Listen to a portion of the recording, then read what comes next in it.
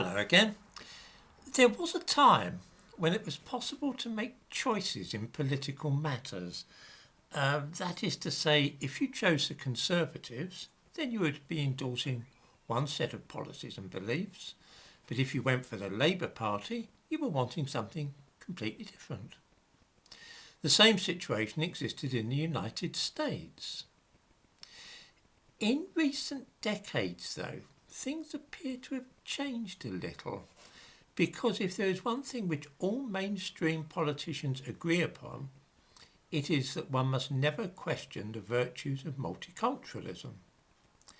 This is why people like Donald Trump in America and Nigel Farage in Britain were so shocking to the political establishment. They asked the kind of questions which ordinary people tend to ask in their own homes. To hear these things being voiced out loud on Twitter and in television interviews seemed to most orthodox politicians a very dangerous experiment indeed. It would be very difficult to distinguish today between Conservative Prime Minister Boris Johnson's views on multiculturalism and those of his predecessors, Labour Prime Ministers like Gordon Brown and Tony Blair. In America too, multiculturalism is treated as being pretty well off limits unless you wish to be accused of racism. This is a relatively new reverence for an idea which many ordinary people today dislike and mistrust.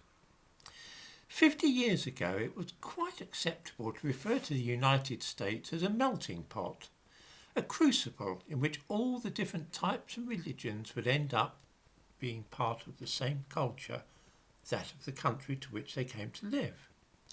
This is known as assimilation, and it was once the unofficial policy in Britain too.